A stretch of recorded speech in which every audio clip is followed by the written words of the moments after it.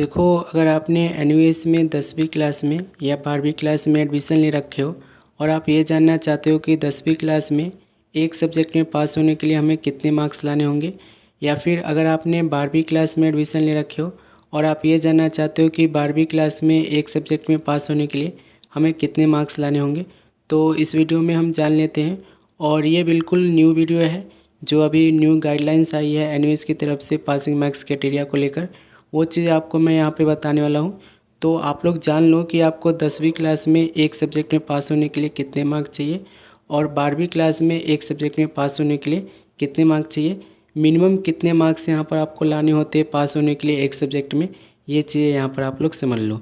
तो इसके लिए ना हमें एक रिज़ल्ट की ज़रूरत पड़ेगी और रिज़ल्ट को हम निकालेंगे और देखेंगे कि अभी जो हाल ही में रिज़ल्ट आया है 10वीं क्लास का और 12वीं क्लास का, उसमें एनयूएस ने 10वीं क्लास के स्टूडेंट्स को कितने मिनिमम प्रतिशत पर पास किया है और 12वीं क्लास के स्टूडेंट्स को कितने मिनिमम प्रतिशत पर पास किया है। तो ये चीज़ हम यहाँ पे समझ लेते हैं। तो उसके लिए हम सबसे पहले 10वीं क्लास का रिजल्ट निकाल लें और देखेंगे कि मिनिमम कितने प्रतिशत पर एनयूएस ने 10वीं क्लास के स्टूडेंट्स को पास किया है एक सब्जेक्ट में। तो चलिए देखते हैं। तो अगर आपने देखो एनयूएस में 10वीं क्लास में एडमिशन ले रखे हो, तो सबसे पहले आप ये अपने माइंड में डाल लो कि एनयूएस में 10वीं क्लास में पास होने के लिए एक क्राइटेरिया अलग बना हुआ है और 12वीं क्लास में पास होने के लिए क्राइटेरिया जो है पासिंग मार्क्स का वो अलग है। तो सबसे पहले आप ये जान लो कि अगर आपने 10वीं क्लास में एडमिशन ले रखे हो तो एक सब्जेक्ट में आपको पास होने के लिए कितने मार्क्स चाहिए। देखो, 10वीं क्लास में अगर आपने एडमिशन ले रखे हो तो आपको पासिंग मार्क्स कैसे कैलकुलेट करना है, सबसे पहले आप ये देखो। तो 10वीं क्लास में पास होने के लिए आपको एक सब्जेक्ट में 33% चाहिए, ठीक है, ये चीज़ आपको पता है। लेकिन आपको मार्क्स कैसे कैलकुलेट करना है ये जान लो। तो 33% आपको एक सब्जेक्ट में पास होने के लिए लाना है। मार्क्स आपको कैसे लाना है, theory plus practical plus TMA, ठीक है, यानी कि थ्योरी के मार्क्स, प्रैक्टिकल के मार्क्स और टीएमए के मार्क्स, इन तीनों का आपको टोटल करना है। और टोटल में आपका अगर 33% आ जाता है तो आप एक सब्जेक्ट में 10वीं क्लास में पास माने जाओगे, ठीक है। ये चीज़ को आपको मैं यहाँ पर रिजल्ट पे दिखाता हूँ। देखो, इन्होंने मैथमेटिक्स ले रखा है और मैथमेटिक्स में जो इनको मार्क्स मिले थ्योरी एग्ज़ाम में वो 23 मिले हैं और प्रैक्टिकल एग्ज़ाम में इनको 14 मार्क्स मिले हुए हैं। प्रैक्टिकल एग्ज़ाम में पास होने के लिए कम से कम 19 नंबर चाहिए होता है, ठीक है।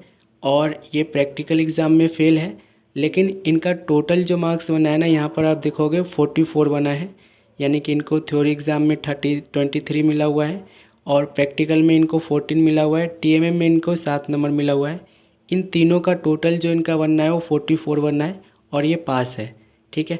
तो आपको जो 10वीं क्लास का पासिंग मार्क्स कैलकुलेट करना है ना, इसी तरीके से पास करना है, कैलकुलेट करना है।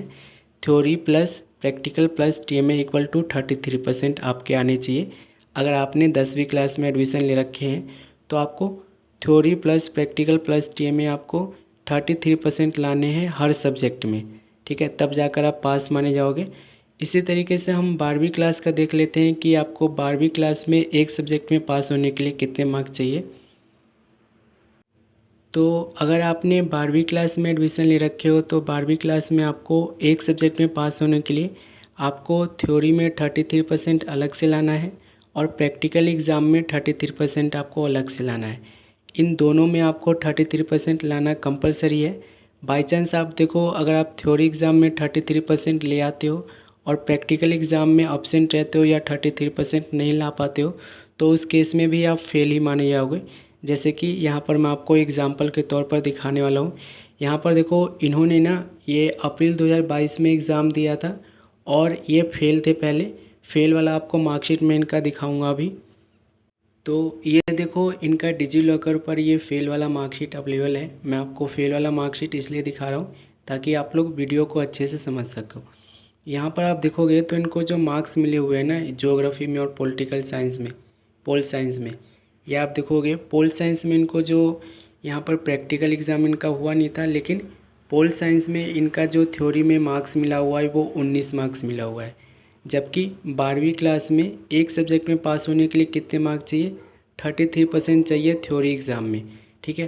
तो यहाँ पर आप देखोगे तो इनको 33 नहीं मिला है, इनको पोल साइंस में कितने मिला हुआ है, 19 नंबर मिला हुआ है और इनका जो टोटल हुआ है ना वो 36 हुआ है टीएमए का मिला के, ठीक है। टीएमए का मिला के इनका 36 हो रहा है और इनका टोटल करने पे 36 हो रहा है, तब भी इनको SYC मिला हुआ है, यानी कि ये पास नहीं है। इनको दोबारा से एग्ज़ाम देना पड़ा था। मैंने आपको अभी बताया कि ये इनका ओल्ड वाला मार्कशीट है, इन्होंने अप्रैल में जो एग्ज़ाम दिया था वो, ठीक है। एक चीज़ यहाँ पर नोट डाउन और करोगे तो ज्योग्राफी में इन्होंने, यहाँ पर आप देखोगे तो ज्योग्राफी में इनको थ्योरी में जो है 8 नंबर मिला हुआ है, जबकि 12वीं क्लास में थ्योरी एग्ज़ाम में पास होने के लिए 33% चाहिए और ये कंपलसरी है, मैंडेटरी है, 33% आपको लाना ही होगा। यहाँ पर आप देखोगे तो ज्योग्राफी में इनको थ्योरी एग्ज़ाम में 8 नंबर, प्रैक्टिकल में 19 जो कि पासिंग मार्क्स है, और टीएमए में इनको 6 नंबर मिला हुआ है। टोटल जो इनका बना है ना 33 बना है, और तब भी इनको SYCT मिला हुआ है, ठीक है। तो मैं आपको इसलिए दिखा रहा हूँ क्योंकि ताकि आप ये समझ सको कि 12वीं क्लास में एक सब्जेक्ट में पास होने के लिए थ्योरी एग्ज़ाम तो कंपलसरी है ही कि आपको 33% लाना ही लाना है, प्लस इसके साथ साथ प्रैक्टिकल एग्ज़ाम भी कंपलसरी है। प्रैक्टिकल एग्ज़ाम में भी आपको 33% लाना है, ठीक है। इसका एग्जाम्पल यहाँ पर मैंने आपको बता दिया है कि देखो इनका टोटल में 36 बनना है, 33 बनना है, जो कि पासिंग मार्क्स है एक तरीके से आप 10वीं क्लास का देखोगे तो, ठीक है। 10वीं क्लास में तो यही होता है ना, theory plus practical plus TMA equal to 33%। लेकिन 12वीं क्लास में ऐसा नहीं है। यहाँ पर आप देख पा रहे होंगे 12वीं क्लास में अगर आप थ्योरी एग्ज़ाम में कम मार्क्स लाते हो या प्रैक्टिकल एग्ज़ाम में कम मार्क्स लाते हो 33% से, तो उस केस में आपको ये SYCT इस तरीके की प्रॉब्लम आपको मिलेगी। और इसका मतलब यही होता है कि जो स्टूडेंट्स हैं वो अपने एग्ज़ाम को क्लियर नहीं कर पाए हैं। तो ये चीज़ को आपको अच्छे से समझना है। अब ये वाला जो है ना इनका अपडेटेड है, इन्होंने सितंबर में ऑन डिमांड एग्ज़ाम दिया था। ऑन डिमांड एग्ज़ाम देने के बाद इन्होंने देखोगे तो ज्योग्राफी और पोल साइंस में इनके जो थ्योरी के मार्क्स है वो 33% से ऊपर आ चुके हैं और ये पास भी है, ठीक है। कहने का मतलब ये है कि अगर आप देखो 10वीं क्लास में हो तो 10वीं क्लास में आपको 33% लाने हैं एक सब्जेक्ट में पास होने के लिए। कैसे लाना है? Theory marks plus practical marks plus TMA marks equal to 33% एक सब्जेक्ट में आपका आना चाहिए, तब जाकर आप 10वीं क्लास में पास माने जाओगे।